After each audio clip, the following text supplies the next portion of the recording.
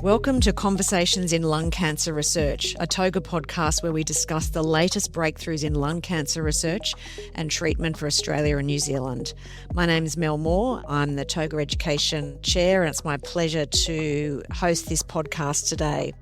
I'd like to start by acknowledging the traditional custodians of the land on which we live and work. We pay our respect to their elders, past, present and emerging. We also extend that respect to all Indigenous people. In today's episode, we're joined by Professor Zarnie Lwin. Zarnie is a professor from the University of Queensland and is a senior staff specialist medical oncologist at the Royal Brisbane and Women's Hospital and the Prince Charles Hospital in Australia, in Brisbane. She undertook a 2-year clinical research fellowship in lung cancer at the Princess Margaret Cancer Centre in Toronto and has been actively involved in clinical trials, research and advocacy for the past 15 years. During this time, she has also had the privilege to serve on and chair several national and international committees in oncology. Zarnie has a large clinical practice specialising in thoracic oncology and neuro-oncology. Her keen research interests include societal research, health services research and equity, and she has won 3 awards for her original research. She currently serves as the Executive Editor for Neuro-Oncology Practice. I'd like to welcome Zarnie to TOGA's Conversations in Lung Cancer Research podcast. Thank you so much, Mel. And what an honor and a privilege to be invited by yourself and TOGA to be interviewed in this podcast. I'm so honored. Privilege and honour is all ours, Zarnie. Real thrilled to speak to you. Look, I usually start these podcasts by getting people to, reflect on their pathway to where they are today. I know you've been in a few different geographical locations from way back. Could you just take us and the listeners through how you came to be where you are today? I'll try. I guess I come from a middle-class Asian family in Burma. And, the main goal was always to do well in school. And in those days, if you were amongst the highest achievers in the country, then you would apply for medical school and you would become a doctor. And your parents would be very happy because it was the noble profession. And then I guess throughout medical school, you go through all of these different clinical rotations, and that would have been in Burma at the time. And there was one particular rotation where I was in the internal medical ward, internal medicine wards. And there was this young girl who probably was about more or less the same age as I was, but she had thalassemia major. And she was having, multiple hospital admissions, and you got to know them as you learned the case study. And there was this one day where I had done, I thought, very well on the ward round because I knew the answers to all the questions, and I was just feeling so elated at, where I was in my life. And I was having a chat to her as my clinical case, and she was having a really great day because she was feeling well that day, although she had multiple hospital admissions. And she didn't need to have, a chelating agent for her iron. So she just smiled at me, and she had the most beautiful smile ever. And I was smiling back at her because I had done so well just answering questions.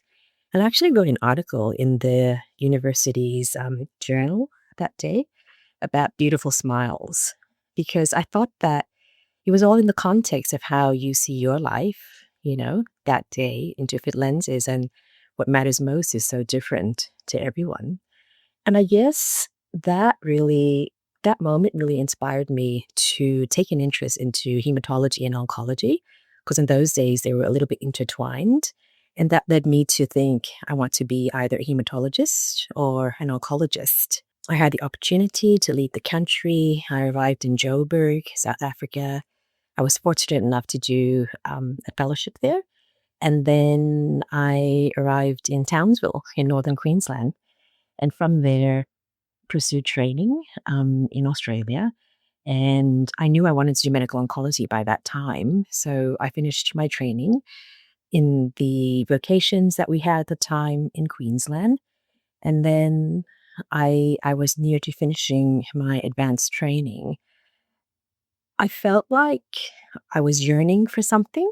I didn't see myself just doing clinics for the rest of my life. And I saw all these amazing people on the podium, in the national conferences that I went to in Malta, for example. And I wondered, how did they ever get all of that in their biography? It was such a bridge too far for me. And I thought, how can I ever do that? And I started talking to people and they said, you need to do an international fellowship. So I've had so many people in my life that have helped me. And there were senior consultants who said they can set it up for me because I said, I have no idea how to even organize this. And there had people who had been to Princess Margaret Hospital before in my department. And they said, oh, I'll connect you to the main experts on that side and go for an interview. So I went for an interview and went and did a 2-year fellowship and then came back to Australia and became a consultant. I guess And that was back to Brisbane, Zarnie? That was back to Brisbane, yes. Yeah. And you mentioned some time in South Africa. Was that for equivalent of basic training, or what time did you spend there? It was. I guess we've all come through various journeys with lots of, water under the bridge. And I guess South Africa was my my one chance to make it. So it was basic training, and it was an internal medicine, and at the same time, it was more like doing a fellowship with it's called an FCP of South Africa. But I guess it was kind of an exit exam that you had to do after you finished your basic physician training. So I did that, and then for various reasons, I had to leave the country, and I applied with an agency and got a job in Australia, and didn't know where Townsville was. Just took it, and then I just arrived in Australia. Fantastic. And you mentioned that it was a young woman with a hematological problem that first inspired you. What ultimately led you in the path of medical oncology over hematology, or are you still quite entwined? No. So in Townsville, there was a proper hematology department, and there was a little bit of oncology, but at the time it was more hematology. But at that time, I had already done a lot of years in training in medicine in Joburg in South Africa, and I knew by that time that I wanted to do solid tumors and medical oncology.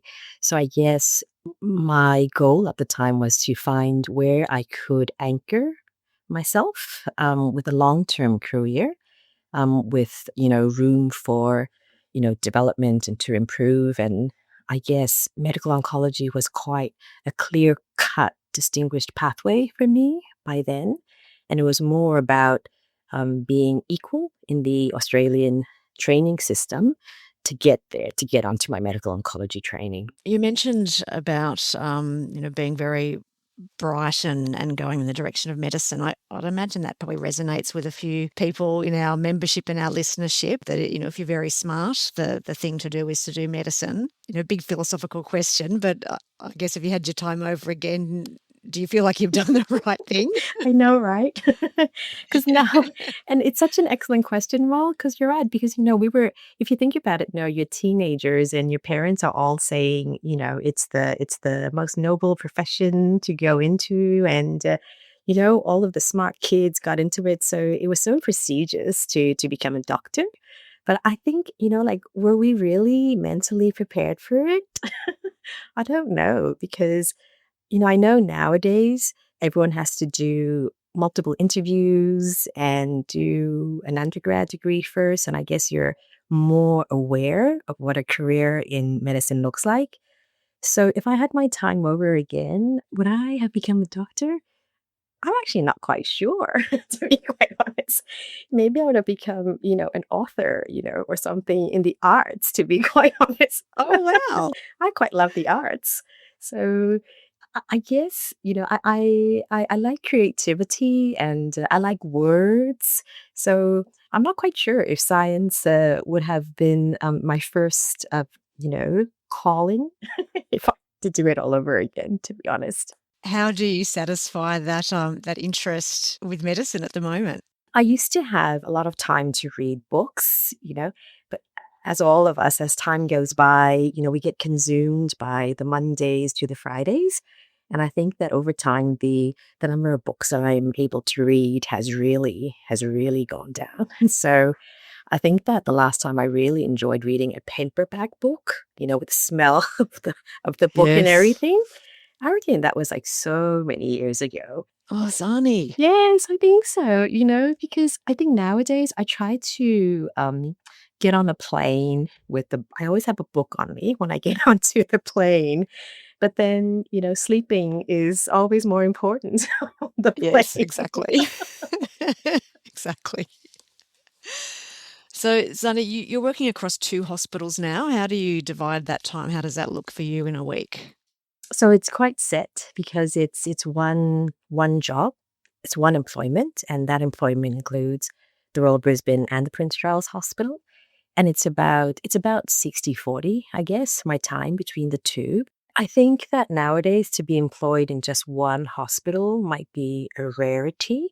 And it's more that you'll be employed in a big tertiary or quaternary center with an outreach or another position in a nearby hospital. It's, I guess, 2 sites is still okay. I think 3 sites might be hard because the amount of telephone calls you have to take. And then, you know, it's Murphy's Law, when you're here, you really are needed there. And when you're there, you're really needed back here. Of course, always the way. Always the way.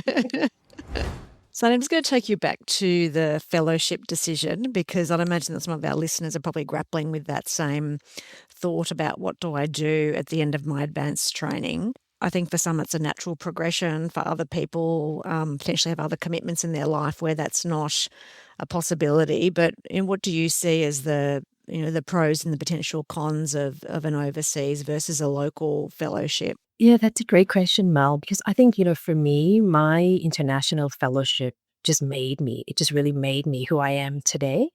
It all depends on, your life context, really, and what is practical for you as an individual. And I tell all of my advanced trainees or junior staff that what's right for you is right for you, and you have to just live your own life. And if you can do a local fellowship or a national fellowship interstate, that's also amazing because the most important thing is to leave your institution, go to another institution where no one knows you, you don't know the system, and you have to grow. If you can go international, then I think that that's just so. I don't even think you can put a price tag on the value of the growth. And the growth is not just about medical oncology, but it's about becoming, I suppose, in my case, a professional woman, a real professional, academic, researcher, clinician, with my eyes now wide open about the global stage.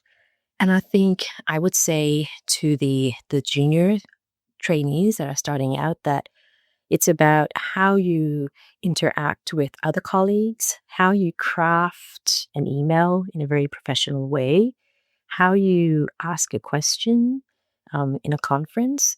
And those are all the things that I learned from my mentors at Princess Margaret Hospital, who included Professor Francis Shepherd, Professor Natasha Liu, Professor Warren Mason, Professor Monica Brzezowska, and all the things that you never knew ever existed. For example, I never knew there was a research field called health services research. I never even heard of it at all. I only discovered it when I went to Canada. And then I realized I love it. And it actually really aligns with who I really am.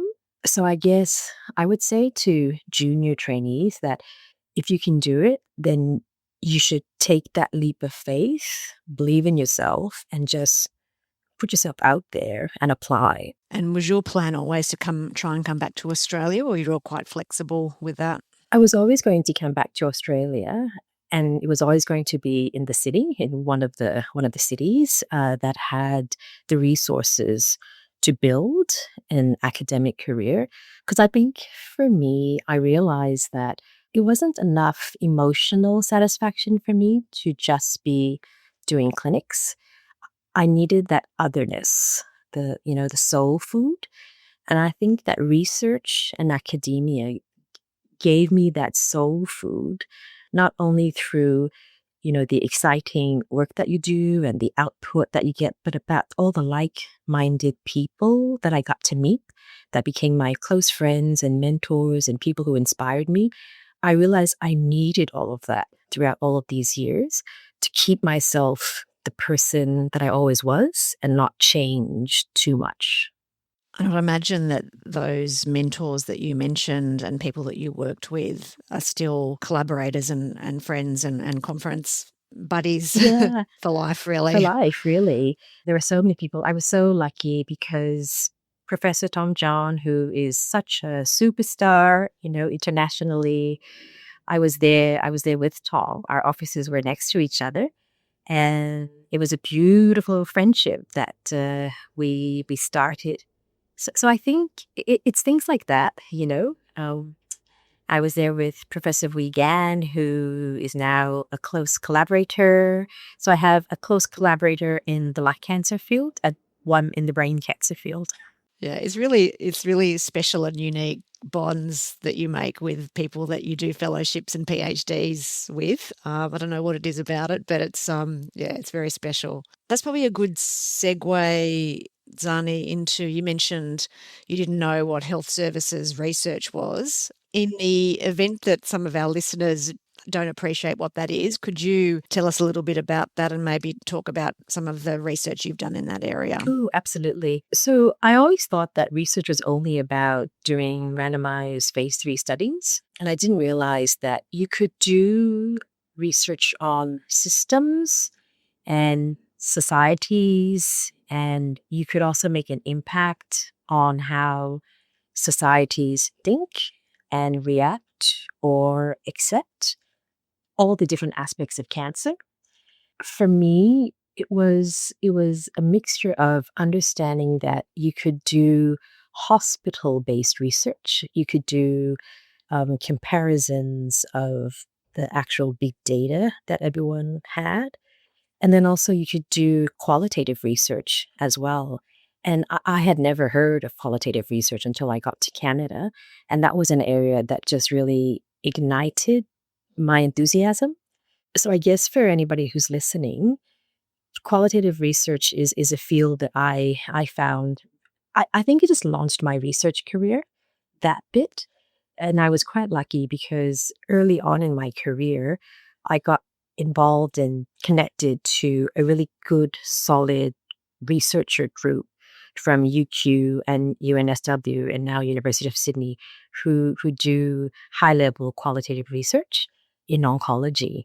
So I guess from there on, it was qualitative research and then societal research as well as to how we think as a group, acknowledging a cancer diagnosis or the carers or the informal carers or families or cultures and how different cultures need different words, example, in clinic, or how interpreters play such an important role. And I think that it's a field that if you've never done it, you just don't even realize that it's all out there, and it's still practice changing on a different level. Yeah, I'm interested in what you're saying about cultural differences and how that plays into dealing with a cancer diagnosis. I think we've all experienced that as, I think I found it confronting as a junior doctor where, patients' families would be very insistent that their loved one was not told about a cancer diagnosis, and I would find that very hard to grapple with. But I think, I think as you get older and more experienced, you've roll with it a bit and be accepting that, we're all very different in how we handle cancer diagnosis. Is that what you've sure. that have come across as well in your Oh, research? for sure, Mel. If I were to,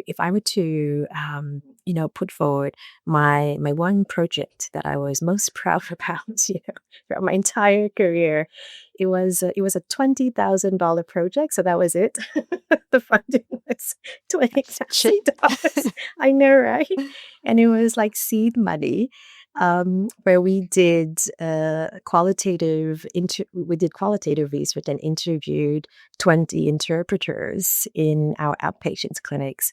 And exactly as you said, what we found is that, a lot of cultures, they won't tell the patient that the patient has cancer. I never knew that. So, for example, I went in and we said the angle is going to be negotiating the transition to palliative care in clinic. How the doctors negotiate that through the interpreter. And to try to recruit all of these interpreters, I had to throw a tea party in the hospital. And I invited all the interpreters from all of the agencies, and I said, please sign up to be interviewed. This is an amazing project, and we're going to look at how we negotiate palliative care. And I was so naive, Mel, because, I thought everyone's going to ask me, about the project. And then the first question I got was from the Spanish interpreter. And I'm Burmese, and I'm bilingual. I'm as fluent in Burmese as I am in English. And the Spanish interpreter, the only question she asked me was, she said, doctor, how do you say palliative care in Burmese?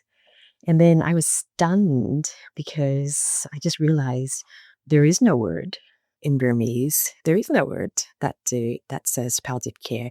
So then I had to backtrack several steps, and it was just so enlightening to do that project about what, I guess, the level that we think we're talking at in the clinic.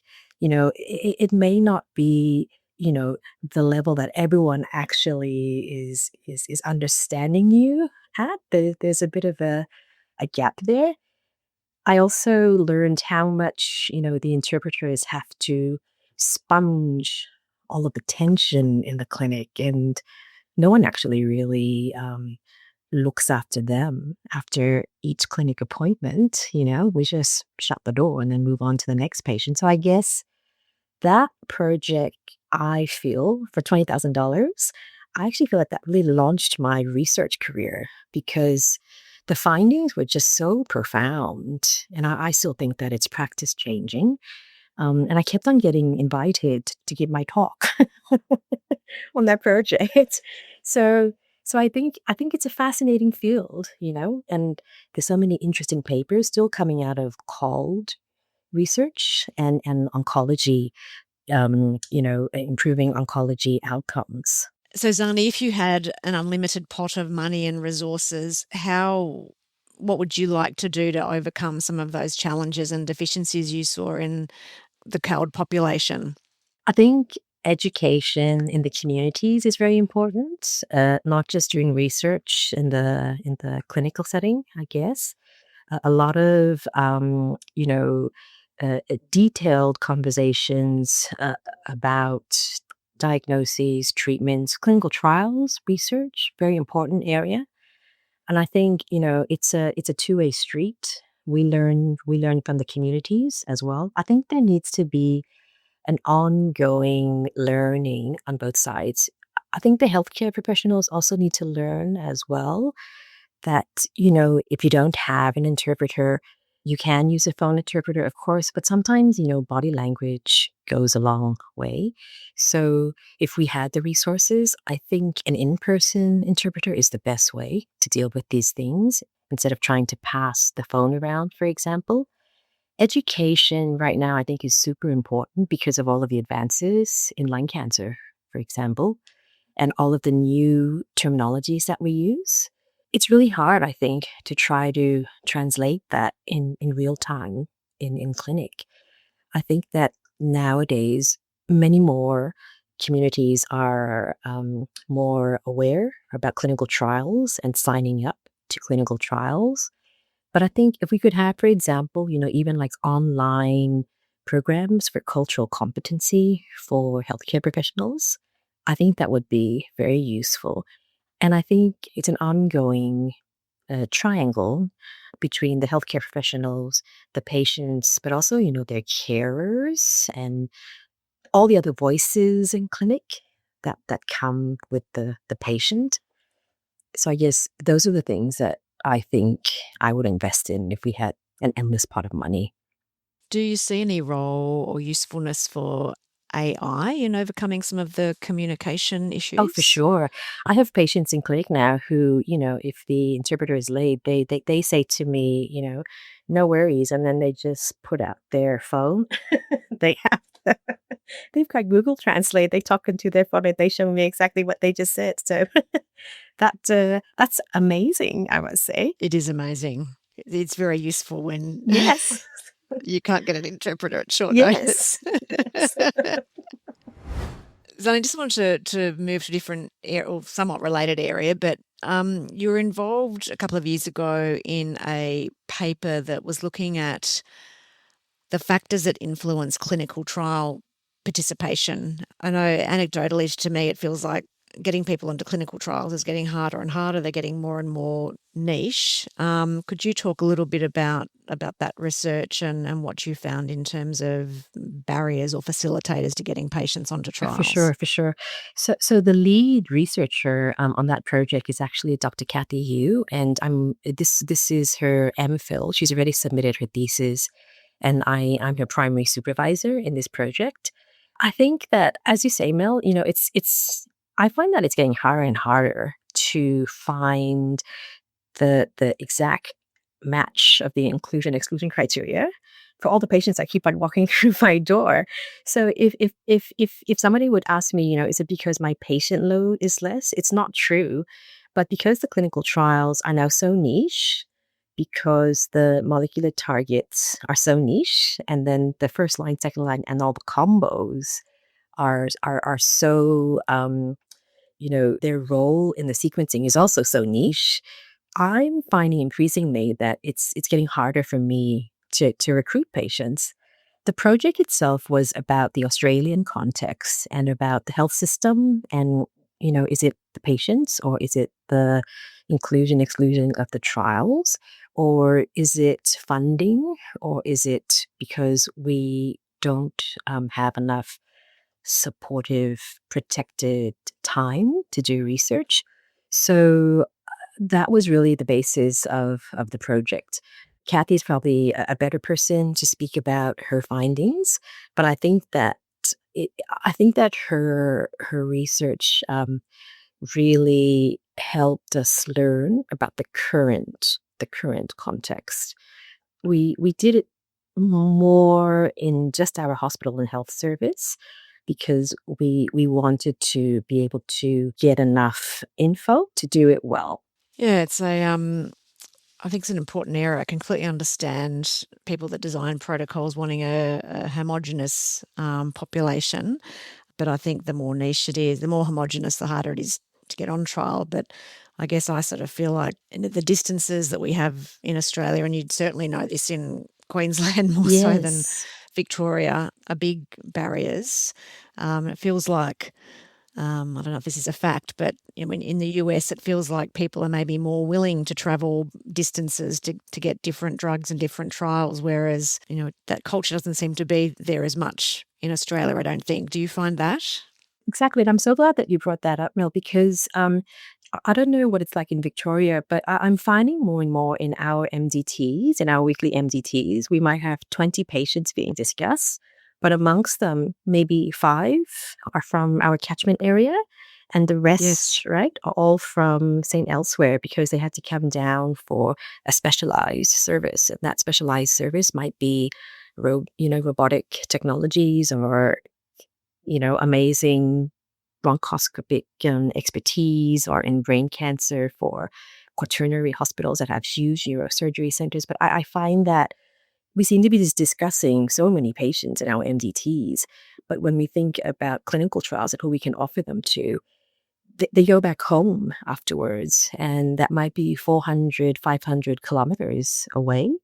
And to do a round trip, back and forth to get onto a trial where the trial it's not a fixed 4-week time point. It might be for several months or for 2 years. It's hard to offer that to people, that to relocate to Brisbane to get onto a clinical trial might not be practical. I guess patients now are a bit more open to, going interstate to seek phase 1 studies, for example, but it's quite hard on a practical level as well. So we're actually going to do, well, I'm thinking of doing a project with my current advanced trainee, looking at how many patients and our MDTs, are all from St. Elsewhere. That's an amazing thing to look at, because I find the same in our MDTs, and it's amazing to have regional patients discussed in a big tertiary referral hospital MDT, but it does open up those challenges about your pool of patients for trials. I guess I know that Queensland has been a bit of a leader in teletrials. Have you had much success in terms of pharma-sponsored trials and flexibility to have satellite sites and doing teletrials to try and boost recruitment? I guess there's so many factors that have to all align to be able to have a satellite site even. I feel that I'm not an experienced teletrialist, if that's the word. Do you know? Because when you're the PI of a clinical trial, you're so OCD on everything so that you have good PI oversight. And I guess I have to do more teletrials to know that I can do it. And I'm kind of like not at that stage yet, that I know that I can do it and I can manage everything and all of the queries that come in. So we haven't had we've had a few, but we haven't had huge pharma studies, I guess, that we've been doing as teletrials yet. Yeah, I agree. Does feel like it's relinquishing a bit of control, and a certain degree of sort of trust is needed. I guess overall, I feel like in an ideal world with trials becoming more niche, that we probably do need to work out how to do it safely Yes. to get adequate numbers onto trials. And I guess also, I know also from an equity point of view, so that regional and rural patients are not disadvantaged by their geography as well. For sure. So, Zarnie, you mentioned that you had a lot of mentors and good advice. I'd imagine that you're now at the stage of your career where you're providing that mentorship and advice. Is that an aspect of your job that you're enjoying? Oh, I love it. I really Very love it. rewarding. I really love it. Hands on heart. I think I've I guess, over time you discover what you're good at, and everyone's good at something different. And I believe that I'm good at mentorship and education. And I think it's so rewarding because, you learn from your mentees. You learn so much from your mentees as well. And your mentee, to watch your mentees succeed and become really big and important people, it's just the most amazing thing. It's like a mother, watching her children grow. So I absolutely love it. You could tell on my face, I love it. Yeah, no, I can tell. Like, listeners, I can tell. Zarnie's beaming with pride Yes. over all the mentees out there that are doing wonderful Yes, things. yes. Mhm. Zarnie, this time has absolutely flown because I've so much enjoyed just chatting to you. It feels like we're just sitting over a coffee having a chat. Do you have any other, I guess, final comments or observations that you'd like to make? I guess, Mel, I went into lung cancer initially. I must be honest, because at the time there was only carbo jam. Same. And I thought, wow, this would be okay. I can do this. And now, and now it's like, oh my goodness, there's like so much to explore. So I guess for anyone who's listening, now's the time, really. Now's the time to get into lung cancer and to contribute to all of the global data and research. And I guess for junior faculty or trainees who are starting, I mean, if I were to reflect, I think I would say, dream big and believe in yourself. But most importantly, I think stay humble as well, because every day, we are humbled by one event or the other. And I think that makes you authentic.